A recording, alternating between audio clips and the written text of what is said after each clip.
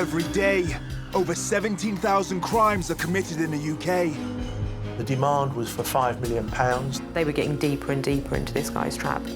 Up against brick walls and denials. There were no leads, no evidence. This was going to be a mountain to climb. What does it take to catch the criminals? I knew that I had to be relentless to build my case. An eye for detail. There you can see the unique number. And true determination. I wanted to fight for her to get the justice that she deserved. It's the uncovering of this one clue. I have a really good, clear picture of the cat. That finally solves the mystery. It's just fantastic. Everything has come together for you, and that was the moment of proof. Putting the criminals that affect the lives of innocent Britons behind bars. We will find you. We will prosecute you.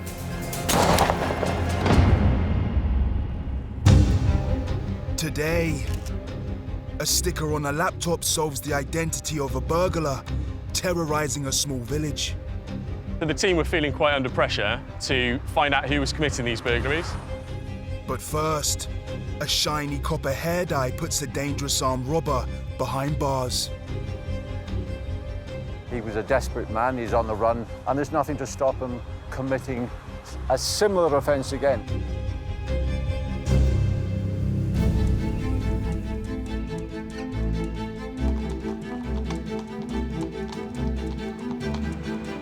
Detective Sergeant Alec Morrison of London's Metropolitan Police is used to tracking down clues to convict criminals.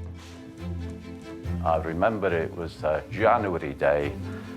I was made aware that there'd been a very serious armed robbery stroke aggravated burglary.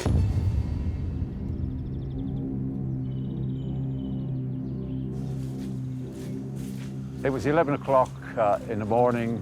The couple were inside their own house, having their cup of tea, when they get a knock on the door. The gentleman of the house, he went to the door, he opened it, and these two thugs forced their way into the house, wearing their balaclavas, carrying a gun. The gentleman of the house and his wife were tied up, whilst the robbers held a gun to their head and kept demanding, "Where's the jewellery? Where's your cash?" And this went on for 2 hours, and that is an extremely long time for such a vicious offence to take place. And then they heard a key in the door, and it was the Portuguese au pair girl returning to the house, having been out for the morning. They put the gun to her head and asked her the same questions. They took a couple of watches, some jewellery, and some cash, and the total value was £45,000.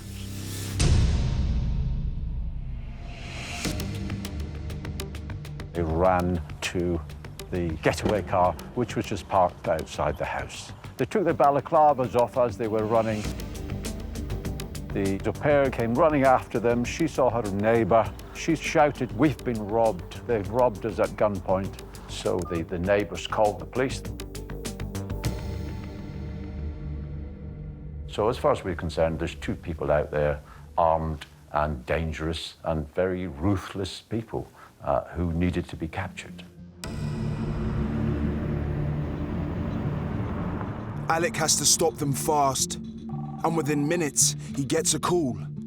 An abandoned car has been spotted, and the registration matches the getaway vehicle. This was kind of a very fast-moving scene, really, because we didn't really have a lot of time to think about it because things were happening, one thing after the other. Quick off the mark, Alec gets his team to check out the car from top to bottom. They checked on the full registration number of the car, and lo and behold, it showed that it had been stolen from West London. But it had only been reported about 20 minutes or half an hour before it was actually found. So I asked for a forensic search, and when the scenes of crimes officer looked, one of the first things he saw in the footwell was a balaclava. As the investigating officer, this was quite exciting news for me. What we had in mind is any kind of fibres that might be on there, maybe head hair inside. We had to make sure that that was bagged and ready to go off for examination at the laboratory. Just hours after the crime, Alec has already got a reported stolen vehicle with a balaclava belonging to one of the robbers inside. But it's not the only clue. He then opened the glove compartment, and in there he found a filofax. He opened the front page and he read out the name Pontin and an address in West London. Alec has a diary with a name. But how can it be linked to the robbery? The first thing we had to do is get hold of the owner of the vehicle and ask her, did she recognize the name on this filofax? Within minutes of that phone call, she denied all knowledge of this. She didn't know the name Pontin, and she wasn't aware that the filofax was in the cars. That made me think there's a damn good chance that this is going to belong to one of the two robbers that we're looking for. They were more Laurel and Hardy than Bonnie and Clyde. But still, it was a ruthless crime. They had to be caught. Alec wastes no time in paying a visit to Poynton, suspect number one. When the officers got there, they spoke to his mother, and about an hour or two later, I get a phone call from Harrow Road Police Station to say that Mr. Pontin had presented himself at the front counter and wondered why I wanted to talk to him. Poynton's immediately arrested on suspicion of aggravated burglary. But Alec has only 24 hours to keep him in custody and find enough evidence to charge him before he's released. He starts with the facts. We told him, obviously, that there had been a robbery, that the car was used in the robbery, and in that car was a filofax with his name. He says that and he'd seen a car in the street with a for sale sign on it, and spoke to the female owner of the vehicle, and he asked if he could test drive the vehicle. And he says that during that test drive is the time that he must have left his filofax in the vehicle. So I felt rather deflated then, because I thought, it's quite plausible that he may have test driven this vehicle. I'm still, of course, very suspicious of him. But we were lacking in evidence. Then Alec has an even bigger setback. And then he gives us this alibi of being with his grandparents. And he told how he went and he sat with them and drank coffee and biscuits in their lounge, and they chatted for about 2 hours, and he left there around about 1 o'clock in the afternoon. Alec knows he's got to find two dangerous robbers. His gut is telling him he's got one of them, but he's got nothing to connect him to the vicious attack. With time against him, how can he disprove Poynton's alibi?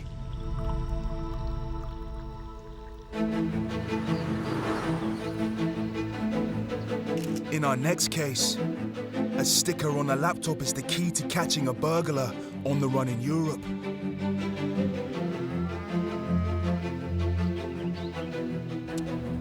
PC Mark Pollock is with the Avon and Somerset Police Force. He loves his job. It's the only thing I've ever really wanted to do since I was a little kid. I used to arrest my friends, stop them on their bikes, and things like that. So very, very cheesy. Mark's working on a specialist burglary task force when he gets a call out to an unusual spate of break-ins. And this is the location of the burglaries that occurred in January of 2020. As you can see, it's quite a small village. The time that the burglaries took place after Christmas, we would expect things like PlayStations or Xbox to have been taken. However, we were noticing that these were being ignored and favoured for things like silverware, jewellery, antique hairbrushes and mirrors and things like that were being taken, which is really unusual nowadays. Some items like laptops and cameras have been taken, but it's the personal treasures that cause the most distress. The victims weren't worried about the monetary value of the property. It was more the memories and the sentimental value. A brooch that had been handed down from a grandmother, a war medal that had been handed down from an elderly relative. And so it made it much more personal for me. With 7 burglaries in just 10 days, the sleepy village is a clear target. Mark's up against it to catch the thieves. On one night, there were 2 burglaries, and there was a couple of nights off, and there were another couple of burglaries. This concerned us. It's not an area we would even consider to have one. It's quite an affluent area, large houses near to the road, and so a lot of the residents were quite nervous. They were worried if they were going to be the next victims of the burglaries. With a tiny population of under 1,000 people, the close-knit community are on high alert and are looking to Mark to put a stop to the crimes. The team were feeling quite under pressure to find out who was committing these burglaries. Mark starts by looking at the traffic coming in and out of the village. We trawled through the local CCTV in the area, but we weren't getting any hits. Another line of inquiry for us to look at was to use the motorway network ANPR cameras, just to see if there was anyone in the area, and unfortunately, there weren't any vehicles that were in the vicinity at the same time for all of the offences. But there is some positive news. The criminals have been careless and left a trail of clues behind them. We noticed that there were DNA-rich material being recovered. We found that a number of the scenes had fingerprints as well from the point of entry. We determined that there were probably more than 2 people involved. A lot of the scenes, we were having 2 different footwear patterns. Finally, a breakthrough. This could be the key to solve the crimes. But when the information is run through the national database for a name, there's not a single match. We were getting full profiles from DNA, we were getting good quality fingerprints from the scenes, and just getting nothing back was really disheartening. We didn't really know where we were going to go next. We had the evidence there to arrest somebody, but we just didn't have the name of the person that we had to arrest. We'd spoken to our neighbouring forces to see if they'd had anything similar, you know, even sending off the footwear marks to them to see if they'd come across that pattern before, and that was all with a negative response. Mark knows he's dealing with brazen burglars, stealing silverware, antiques, and sentimental jewellery. But with no positive ID or decent lead, the pressure's on Mark and his team to get a result. Then as quickly as the burglaries begin, they suddenly stop. We were glad that there weren't any more victims coming along, but we were also very nervous. We hadn't caught these people, and we didn't know where the next strike might start again. The residents wait anxiously, but the trail goes cold. Until, out of the blue, Mark receives an email. So it was about a month after the series appeared to stop. So we got an email from the Met Police that had come via them from Romania, saying that they'd stopped a chap in a car, gave the name Claudio Popper. He had quite a lot of property in the back of the car, and when they'd spoken to him, he admitted to them that he'd been involved in burglaries in the Tickenham, North Somerset area. So yeah, this was a massive breakthrough. Mark has a possible name, a Romanian called Claudio Popper. But he has to find the evidence to prove the stolen goods belong to his residence in Tickenham. The Romanian police send photos, 600 of them to painstakingly go through to see if there's a match. One of the pictures here shows the amount of property in the back of the car. You can see that it's taken up all of the boot space and also the rear passenger area.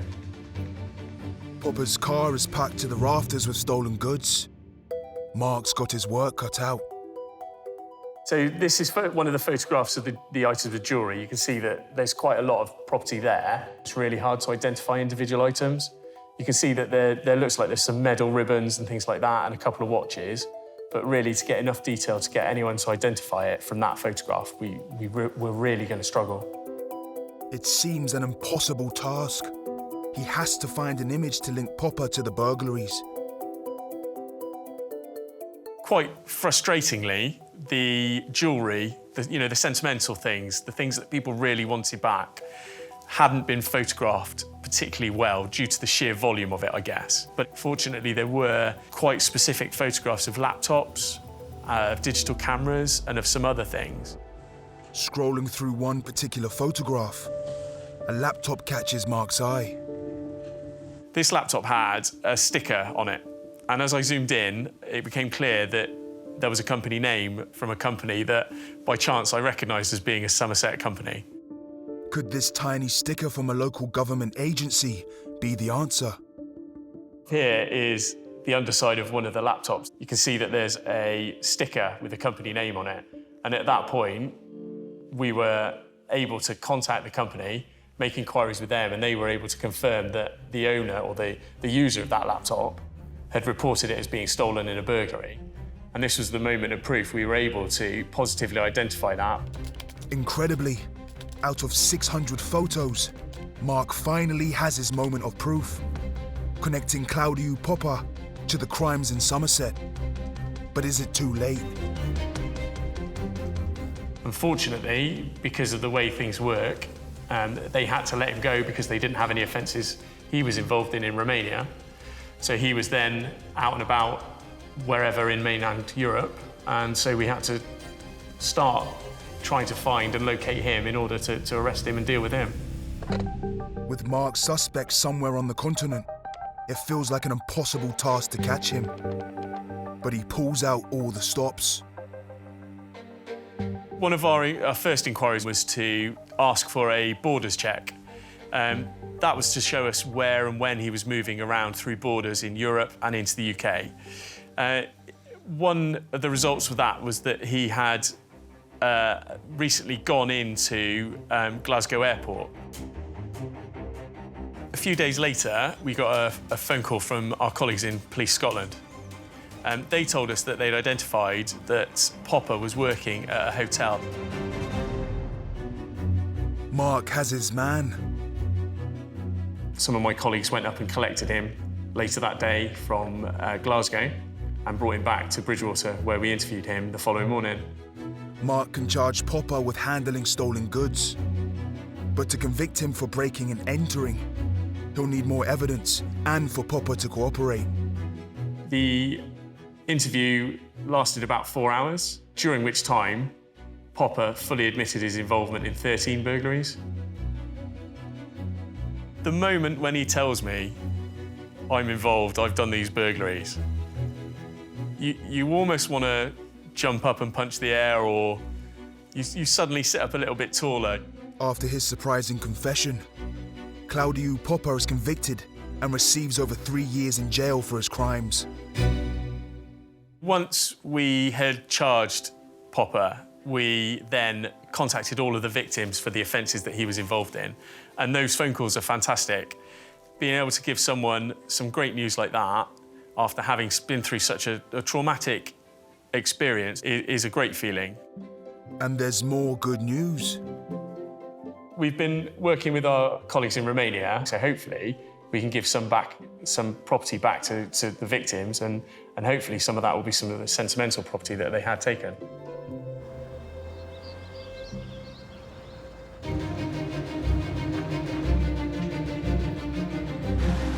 Back in North London, Detective Sergeant Alec Morrison has only got 24 hours to charge Poynton, one of the suspects accused of a brutal armed robbery. But Poynton has suddenly come up with a plausible alibi, putting the detective firmly on the back foot. In that he told us exactly where he was whilst the robbery was happening. He said he was with his grandparents. It was with quite a heavy heart that we drove towards the grandparents, because we knew this sounds like a watertight alibi. We knocked at the grandparents' door. They invited us in, and I explained to them that we suspected their grandson of being involved in an incident that morning. They said certainly not. It could not have been him. He was with them between 11 o'clock and 1 o'clock. My colleague took the grandmother into the kitchen and I stayed in the lounge with the grandfather and we took a written statement from him. And he went into great detail about the time Poynton had arrived at the house, drinking tea or coffee and eating biscuits. And then Poynton left around about 1:30. My heart was sinking because I thought this is a 100% watertight alibi. I've got somebody I now am beginning to believe is an innocent member of the public, somebody who had voluntarily come into the police station to help me out with my investigation. And I had the audacity to lock him up. The grandparents' alibi has sown a seed of doubt. But just as Alec is about to leave, the grandfather stops him. He wanted to add one more thing. Our friend Ethel, she was here as well. She can vouch, she can say the same as we did. The clock is ticking for Poynton to be released from custody. But Alec and his colleague take a gamble to see if they can get anything new from Ethel. As we were knocking on the door and as we were having a conversation with her, we kind of recognized the lady had a kind of hearing impairment. We had to explain to her in quite loud voices who we were, what we were there for, and as we were explaining to her what we wanted to do, her telephone rang. She had a loudspeaker attached to it. Hello, Ethel. And it was Grandad. Our grandson has been up to some mischief. He's obviously in some kind of trouble. And he says to her, we told the police officers that he was with us from 11 until 1 o'clock. And we know that you came here at 5 o'clock, but if the police should come and see you, can you say to them that you were with us between 11 and 1? Is that okay? She says, yes, that is fine. However, I'm sure the officer who's standing just beside me has heard everything you said. And I could hear Grandad swallow deeply. Suddenly, that one phone call changed everything. I was so happy. We knew then that we had our man. But we weren't home and dry, far from it. There was a lot of work to be done. Once Poynton's cover is blown, he admits to everything. He just changed the story then. He said, okay, I will tell you the truth. He was concerned that we would arrest his grandparents. So he was concerned that we would arrest his girlfriend, and he apologized for getting them involved in it. It turns out Poynton's girlfriend has also been covering for him, and she's the owner of the stolen vehicle with the filofax. She also retracted her statement, and she made another statement to say that Mr. Poynton was her longtime boyfriend. He had the car for a couple of days, and then on the afternoon of the robbery, she gets a phone call. He's in a panic, and he says, look, something's happened with the vehicle. Can you report it stolen? Alec's able to charge Poynton with the robbery, but there's someone else still at large. We wanted to know who his accomplice was, because there's somebody out there who is a ruthless armed robber, so we need to get hold of him. Finally, he gave us the name. It was Mr. Jordan. So our job then is to track Jordan down. We show him on police national computers as being wanted. Jordan's already known to police, and he's a dangerous criminal. Alec needs to work fast. Jordan was the real ringleader here, and he was the one that had to be captured. There was nothing to say that he didn't have access to another firearm. He was a desperate man, he's on the run, and there's nothing to stop him committing a similar offence again. For weeks on end, we were trying our best to find Jordan. We were raiding premises in West London, and we kept missing him, and he was evading capture. It was getting more and more frustrating as time went by. Alec is getting nowhere. But after a couple of weeks, he gets the news he's desperately been waiting for. I got a phone call to tell me that Jordan had been arrested and he was in custody. How the mighty fall, he was arrested for a simple shoplifting. I thought, good, I'm glad he's been arrested. But in the back of my mind, I was worried and concerned. We didn't have enough evidence. With nothing solid to tie Jordan to the armed robbery, Alex got one last plan. He calls in the witness of the crime, the au pair. The au pair, she made a statement to say that she identified Jordan as being one of the two. It wasn't a 100% positive ID, but that wasn't going to be enough. We needed some more concrete evidence, or we needed him to kind of finally admit it. In the interview, Jordan's admitting nothing. It's looking bleak for Alec. Then he spots something unusual. I always remember the small interview room was very bright and there was a light above Jordan's head. And in his dark hair, I could see that there was a yellowy, kind of copperish tinge to his hair. So I thought it might be an idea, maybe a final throw of the dice, to take some head hair from him. And what we did is we sent that head hair from Jordan to the forensic laboratory together with both balaclavas that were found in the vehicle.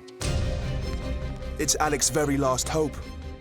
Would Jordan's hair color match anything found in the balaclava? But the results are worth it. Lo and behold, the forensics came up and said that is the exact same dye. And the hairs, the one in the balaclava and the one we took from Jordan. The hair dye is the crucial clue to connect Jordan to the balaclava and to the brutal crime. Definitely a moment of proof when that came back. For their parts in the violent robbery, Jordan gets 10 years in jail. His accomplice, Poynton, 7 years. The victims were happy that justice had been done. As far as I'm concerned, I had done my job and it was a 100% success.